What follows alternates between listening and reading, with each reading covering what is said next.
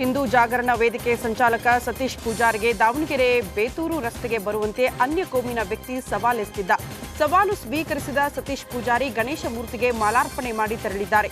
ಪೊಲೀಸರ ಮನವಿಗೆ ಭಾಷಣ ಮಾಡದೆ ನೂರಾರು ಹಿಂದೂ ಕಾರ್ಯಕರ್ತರ ಜೊತೆ ವಾಪಸ್ಸಾಗಿದ್ದಾರೆ. ಸುತ್ತಮುತ್ತ ಬಿಗುವಿನ ವಾತಾವರಣ ನಿರ್ಮಾಣವಾಗಿದ್ದು, ಸ್ಥಳದಲ್ಲಿ ಹಿರಿಯ ಪೊಲೀಸ್ ಅಧಿಕಾರಿಗಳ ಸಮ್ಮುಖದಲ್ಲಿ ಪೊಲೀಸ್ ಸರ್ಪಗಾವಲು ಹಾಕಲಾಗಿದೆ.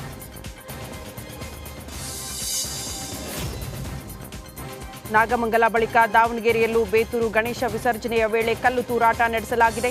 ದಾವಣಗೆರೆಯ ವೆಂಕಟೇಶ್ವರ ನಗರದಲ್ಲಿ ಈ ಘಟನೆ ನಡೆದಿದೆ. ಈ ವೇಳೆ ರಘು, ಅನ್ನಪೂರ್ಣ ಎಂಬ ಇಬ್ಬರು ಪೊಲೀಸರಿಗೆ ಗಾಯವಾಗಿದೆ. ಎರಡು ಕೋಮಿನವರಿಂದ ಘೋಷಣೆ ಕೂಗಿರುವ ಪರಿಣಾಮ ಸಂಘರ್ಷ ಏರ್ಪಟ್ಟಿದೆ. ಲಾಠಿ ಹಿಡಿದು ಫೀಲ್ಡಿಗಿಳಿದ ಎಸ್ಪಿ ಉಮಾ ಪ್ರಶಾಂತ್ ವಾತಾವರಣ ತಿಳಿಗೊಳಿಸಿದ್ದಾರೆ.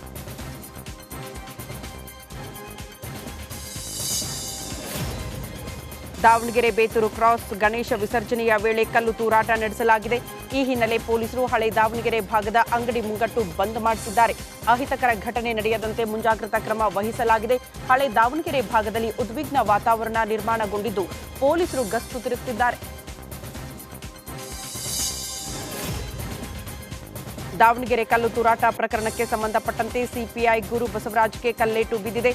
ಬಸವನಗರ ಠಾಣಾ ಸಿಪಿಐ ಬಸವರಾಜ್ ಅವರ ಫೇಸ್ ಹೆಲ್ಮೆಟ್ ಗ್ಲಾಸ್ ಪುಡಿ ಆಗಿದೆ. ಮೂಗಿಗೆ ಕಲ್ಲು ಬಿದ್ದು ಗಾಯವಾಗಿ ರಕ್ತ ಸ್ರಾವಗೊಂಡಿದೆ.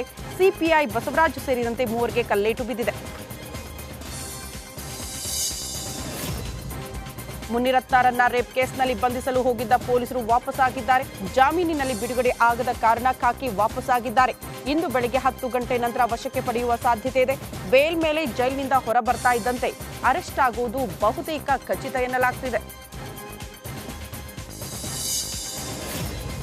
ಶಿವಮೊಗ್ಗ ನಗರದ ಅಶೋಕ ರಸ್ತೆಯಲ್ಲಿ ಪ್ರತಿಷ್ಠಾಪನೆಗೊಂಡಿದ್ದ ಓಂ ಗಣಪತಿ ಶಾಂತಿಯುತವಾಗಿ ವಿಸರ್ಜನೆಗೊಂಡಿದೆ. ಅಶೋಕ ಯುವಕರ ಸಂಘದಿಂದ ಪ್ರತಿಷ್ಠಾಪನೆ ಮಾಡಲಾಗಿದ್ದ ಓಂ ಗಣಪತಿ ಮೆರವಣಿಗೆ ಅದ್ದೂರಿಯಾಗಿ ನಡೆಯಿತು. ಇನ್ನು ಮೆರವಣಿಗೆಯಲ್ಲಿ ಡೊಳ್ಳು ಕುಣಿತ, ತಮಟೆ, ವೀರಗಾಸೆ, ಕೀಲು ಕುದುರೆ ಸೇರಿದಂತೆ ನಾನಾ ಕಲಾ ತಂಡಗಳು ಭಾಗವಹಿಸಿತ್ತು. ಮುಂಜಾಗ್ರತಾ ಕ್ರಮವಾಗಿ ಕಾನೂನು ಸುವ್ಯವಸ್ಥೆ ದೃಷ್ಟಿಯಿಂದ ಪೊಲೀಸ್ ಇಲಾಖೆಯಿಂದ ಬಿಗಿ ಬಂದೋಬಸ್ತ್ ಏರ್ಪಡಿಸಲಾಗಿತ್ತು.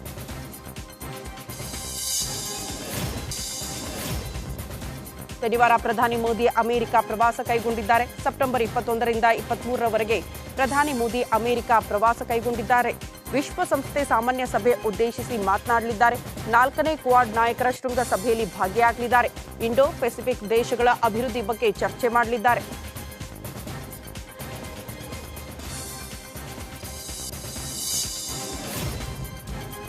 ಬಾಗಲಕೋಟೆಯಲ್ಲಿ ಪ್ಯಾಲೆಸ್ತೀನ್ ಧ್ವಜ ಹಾರಾಡಿದ ಮತ್ತೊಂದು ವಿಡಿಯೋ ವೈರಲ್ ಆಗಿದೆ. ಹಳೆ ಬಾಗಲಕೋಟೆಯ ಅಂಬಾ ಭವಾನಿ ದೇವಸ್ಥಾನದ ಬಳಿ ಮುಸ್ಲಿಂ ಯುವಕರು ಈದ್ ಮಿಲಾದ್ ಮೆರವಣಿಗೆ ವೇಳೆ ಪ್ಯಾಲೆಸ್ತೀನ್ ಧ್ವಜ ಹಾರಿಸಿ ಹುಚ್ಚಾಟ ಮೆರೆದಿದ್ದಾರೆ.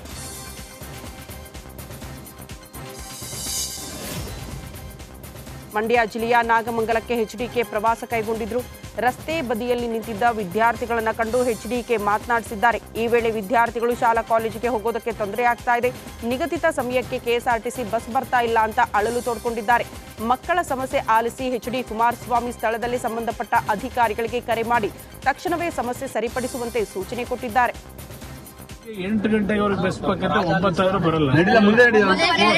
9:30 ಆಗ್ಬಿಡ್ತದೆ. ಸ್ಕೂಲಲ್ಲಿ ಬೈಸ್ಕೋಬೇಕು ಟೀಚರ್ ಹತ್ರ ಅಂತಾರೆ. ಸೆಟೇಟ್ ಮಾಡ್ಕೊಡಿ. ಸಾಯಂಕಾಲ ಎಷ್ಟೊತ್ತಿಗೆ ಬೇಕ್ರಪ್ಪ ನಿಮಗೆ? ಸಾಯಂಕಾಲ 5 ಗಂಟೆಗೆ ನಾಗಮಂಗಲದಿಂದ ಹೊರನಾಡು ಅನ್ನಪೂರ್ಣೇಶ್ವರಿ ದೇಗುಲದಲ್ಲಿ ದರ್ಶನಕ್ಕೆ ಡ್ರೆಸ್ ಕೋಡ್ ಜಾರಿಯಾಗಿದೆ. ಗಂಡಸರು ಶಲ್ಯ, ಪ್ಯಾಂಟ್, ಪಂಚೆ ಧರಿಸಬೇಕು. ಮಹಿಳೆಯರು ಸೀರೆ ಹಾಗೂ ಚೂಡಿದಾರ್ ಧರಿಸುವಂತೆ ದೇವಾಲಯದ ಆಡಳಿತ ಮಂಡಳಿ ಸೂಚನೆ ಕೊಟ್ಟಿದೆ.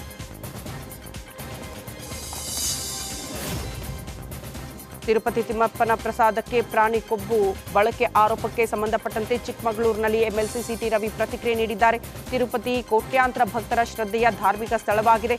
ಸಾವಿರಾರು ವರ್ಷಗಳಿಂದ ಬಾಲಾಜಿ ಜೊತೆ ಅವಿನಾಭಾವ ಸಂಬಂಧವಿದೆ. ಈ ಬಗ್ಗೆ ಸಮಗ್ರ ತನಿಖೆ ಆದರೆ ಭಕ್ತರ ಮನಸ್ಸಿಗೆ ಸ್ಪಷ್ಟತೆ ಬರುತ್ತೆ ಅಂತ ಹೇಳಿದ್ದಾರೆ.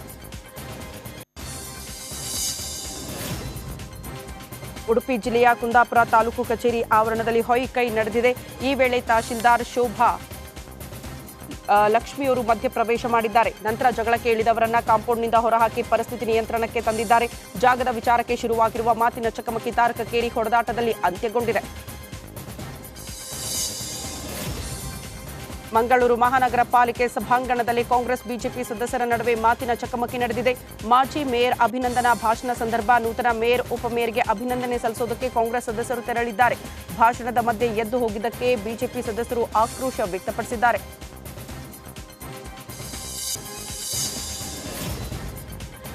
ಕೋಲಾರದ ರಿಂಗ್ ರೋಡ್ಗೆ ಬಂದಿದ್ದ ಹಣ ವಾಪಸ್ ಆಗುವ ಸಂದರ್ಭದಲ್ಲೇ ಸಚಿವ ಬೈರತಿ ಸುರೇಶ್ ಅಸಮಾಧಾನ ವ್ಯಕ್ತಪಡಿಸಿದ್ದಾರೆ. ಕೋಲಾರದಲ್ಲಿ ಜಿಲ್ಲಾ ಪಂಚಾಯತ್ನಲ್ಲಿ ಕೆಡಿಪಿ ಸಭೆ ಮಾತನಾಡಿ, ಸೆಂಟ್ರಲ್ ಇಲಾಖೆಯವರು ನಗರಾಭಿವೃದ್ಧಿ ಇಲಾಖೆಗೆ 150 ಕೋಟಿ ಕೊಟ್ಟಿದ್ದಾರೆ. ಸೆಂಟ್ರಲ್ನವರು ಯಾವ್ಯಾವ ಮಾಯದಲ್ಲಿ ವಾಪಸ್ ತೆಗೆದುಕೊಂಡು ಹೋಗಿದ್ದಾರೋ ಗೊತ್ತಿಲ್ಲ. ನಾನು ಕೂಡ ಮಾತನಾಡಿದ್ದೀನಿ, ಅಂದರೆ ನಾನು ಕೊಟ್ಟಿದ್ದೀನಿ, ಕೋಲಾರ ರಿಂಗ್ ರೋಡ್ ಮಾಡ್ತೀನಿ ಅಂತ. ಅದಕ್ಕೆ ನಮ್ಮ ಸ್ಟೇಟ್ಸ್ ಅನುದಾನದಿಂದಲೇ ಮಾಡ್ತೀನಿ ಅಂತ ಹೇಳಿದ್ದಾರೆ. ಮಂಗಳೂರಿನ ಕಿನ್ನಿಗೋಳಿ ಪಟ್ಟಣ ಪಂಚಾಯಿತಿ ಕಚೇರಿ ಮೇಲೆ ಲೋಕಾಯುಕ್ತ ಎಸ್ಪಿ ಎಂಎ ನಟರಾಜ್ ನೇತೃತ್ವದಲ್ಲಿ ದಾಳಿ ನಡೆಸಲಾಗಿದೆ. ಈ ವೇಳೆ ಪಟ್ಟಣ ಪಂಚಾಯತ್ನ ಜೂನಿಯರ್ ಇಂಜಿನಿಯರ್ ನಾಗರಾಜು ಮತ್ತು ಮುಖ್ಯಾಧಿಕಾರಿ ಎಂಆರ್ ಸ್ವಾಮಿ ಲೋಕ ಬಲೆಗೆ ಬಿದ್ದಿದ್ದಾರೆ. ಕೆರೆ ಅಭಿವೃದ್ಧಿ ಕಾಮಗಾರಿಗೆ ಸಂಬಂಧಪಟ್ಟಂತೆ 9 ಲಕ್ಷ ರೂಪಾಯಿ ಬಿಲ್ ಮಾಡಲಾಗಿದೆ. ಅದನ್ನು ವಾಪಸ್ ಕೇಳೋದಕ್ಕೆ ಗುತ್ತಿಗೆದಾರರು ಮುಂದಾಗಿದ್ದಾರೆ ಎನ್ನುವಂತಹ ಆಕ್ರೋಶವನ್ನು ವ್ಯಕ್ತಪಡಿಸಿದ್ದಾರೆ.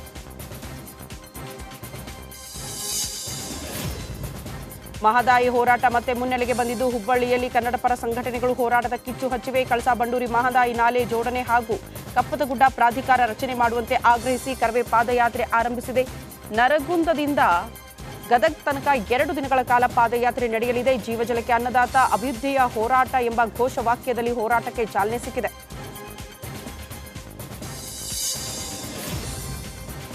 ಮಂಡ್ಯ ನಾಗಮಂಗಲ ಕೋಮು ಗಲಭೆ ಪ್ರಕರಣಕ್ಕೆ ಸಂಬಂಧಪಟ್ಟಂತೆ ಮತ್ತೋರ್ವ ಪೊಲೀಸ್ ಅಧಿಕಾರಿಯ ತಲೆದಂಡವಾಗಿದೆ. ನಾಗಮಂಗಲ ಉಪ ವಿಭಾಗದ ಡಿವೈಎಸ್ಪಿ ಡಾಕ್ಟರ್ ಸುಮಿತ್ ಅವರನ್ನ ಗೃಹ ಇಲಾಖೆಯಿಂದ ಅಮಾನತು ಮಾಡಲಾಗಿದೆ. ಕರ್ತವ್ಯ ನಿರ್ಲಕ್ಷ್ಯದ ಹಿನ್ನೆಲೆ ಡಿವೈಎಸ್ಪಿ ಡಾಕ್ಟರ್ ಸುಮಿತ್ ಅಮಾನತಾಗಿದ್ದು, ಈ ಜಾಗಕ್ಕೆ ಶಿವಮೂರ್ತಿ ಪ್ರಭಾರವಾಗಿ ನೇಮಕಗೊಂಡಿದ್ದಾರೆ. ಈ ಬಗ್ಗೆ ಮಂಡ್ಯ ಎಸ್ಪಿ ಮಲ್ಲಿಕಾರ್ಜುನ ಬಾಲದಂಡಿ ಆದೇಶ ಹೊರಡಿಸಿದ್ದಾರೆ. ಬೆಳಗಾವಿಯಲ್ಲಿ ಬ್ಯಾಂಕ್ನಿಂದ ಸಾಲ ಪಡೆದು 75 ಕೋಟಿ ರೂಪಾಯಿ ವಂಚನೆ ಮಾಡಿರುವ ಆರೋಪ ಕೇಳಿಬಂದಿದೆ. ಜುಲೈ 2021ರಿಂದ ಏಪ್ರಿಲ್ 2023 ತನಕ ವಂಚನೆಯಾಗಿದೆ. ಗೋಕಾಕ್ನ ಮಹಾಲಕ್ಷ್ಮಿ ಬ್ಯಾಂಕ್ನಲ್ಲಿ ಮೊದಲು 6.97 ಕೋಟಿ ಹಣ ಜಮಾವಣೆಯಾಗಿತ್ತು. ಈ ಹಣದ ಮೇಲೆ ಸಂಬಂಧಿಕರು ಸ್ನೇಹಿತರಿಗೆ ಸಿಬ್ಬಂದಿ ಲೋನ್ ನೀಡಿದ್ರು. 3 ವರ್ಷಗಳ ಅವಧಿಯಲ್ಲಿ 74.86 ಕೋಟಿ ಸಾಲ ಪಾವತಿಸದೆ ಆರೋಪಿಗಳು ಎಸ್ಕೇಪ್ ಆಗಿದ್ದಾರೆ. 5 ಬ್ಯಾಂಕ್ ಸಿಬ್ಬಂದಿ ಸೇರಿ 14 ಜನರ ವಿರುದ್ಧ ಕೇಸ್ ಕೂಡ ದಾಖಲಾಗಿದೆ. ಭರ್ಜರಿ ಕಾರ್ಯಾಚರಣೆ ನಡೆಸಿರುವ ಬಳ್ಳಾರಿ ಪೊಲೀಸರು ನಕಲಿ ಇಮೇಲ್ ಬಳಸಿ ವಂಚನೆ ಮಾಡಿದವರನ್ನ ಬಂಧಿಸಿದ್ದಾರೆ. ಕಲ್ಲಿದ್ದಲು ಸಪ್ಲೈ ಮಾಡುವ ಕಂಪನಿಗೆ ವಂಚನೆ ಮಾಡಿದ್ದ ಅಜಯ್ ಜೈಸ್ವಾಲ್ ಪೊಲೀಸರ ಬಲೆಗೆ ಬಿದ್ದಿದ್ದಾನೆ. 2,11,50,000 ಹಣದ ಸಮೇತ ಕಾಕಿ ಕೈಯಲ್ಲಿ ತಗಲಾಕೊಂಡಿದ್ದಾನೆ. ಬಳ್ಳಾರಿ ಸೈಬರ್ ಠಾಣೆಗೆ ಹಿಂದೂಸ್ತಾನ್ ಕಂಪನಿ ದೂರು ನೀಡಿರುವ ಬೆನ್ನಗೆ ಮಧ್ಯಪ್ರದೇಶದ ಸಿದ್ದಿ ಜಿಲ್ಲೆಯಲ್ಲಿ ಅಡಗಿದ್ದ ಆರೋಪಿಯನ್ನ ಬಂಧಿಸಲಾಗಿದೆ.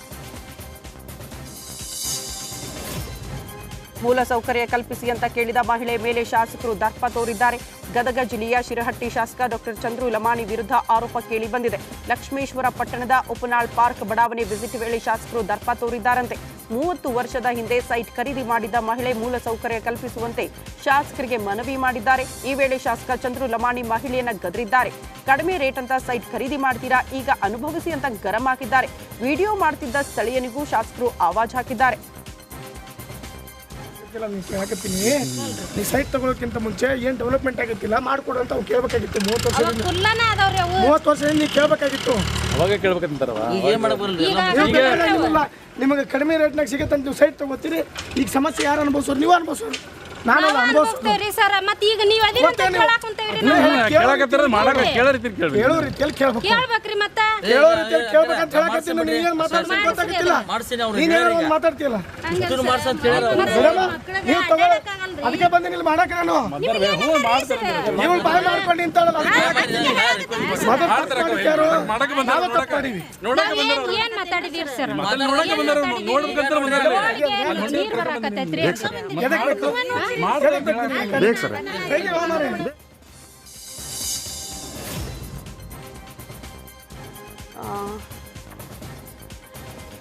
ಚಿರೂರು ಭೂಕುಸಿತ ದುರಂತಕ್ಕೆ ಸಂಬಂಧಪಟ್ಟಂತೆ ಕಾರ್ಯಾಚರಣೆ ಮತ್ತೆ ಆರಂಭವಾಗಲಿದೆ. ಭೂಕುಸಿತದಲ್ಲಿ ನಾಪತ್ತೆಯಾಗಿರುವ 3 ಪತ್ತೆಗಾಗಿ ಇಂದಿನಿಂದ ಗಂಗಾವಳಿ ನದಿಯಲ್ಲಿ ಕಾರ್ಯಾಚರಣೆ ನಡೆಯಲಿದೆ.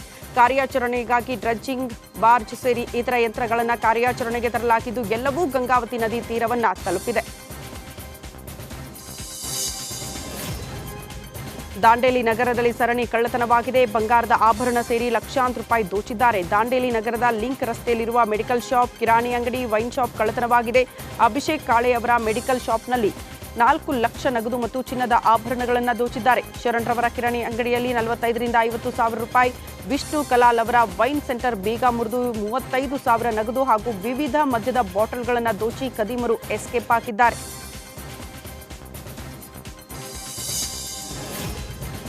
ಚಾಲಕನ ನಿಯಂತ್ರಣ ತಪ್ಪಿ ಮಾರ್ಕಂಡೇಯ ನದಿಗೆ ಲಾರಿ ಉರುಳಿ ಬಿದ್ದ ಘಟನೆ ಬೆಳಗಾವಿ ತಾಲೂಕಿನ ವಂಟಮುರಿ ಗ್ರಾಮದ ಬಳಿ ನಡೆದಿದೆ. ಸಂಕೇಶ್ವರದಿಂದ ಬೆಳಗಾವಿ ಕಡೆಗೆ ಬರುತ್ತಿದ್ದ ಲಾರಿ ಚಾಲಕನ ನಿಯಂತ್ರಣ ತಪ್ಪಿ ಅವಘಡ ಸಂಭವಿಸಿದೆ. ಚಾಲಕ ಲಾರಿಯಿಂದ ಜಿಗಿದು ಪ್ರಾಣ ಉಳಿಸಿಕೊಂಡಿದ್ದಾನೆ. ಜೆಸಿಬಿ ಬಳಸಿ ನದಿಗೆ ಬಿದ್ದ ಲಾರಿಯನ್ನು ಹೊರತೆಗೆಯಲಾಯಿತು.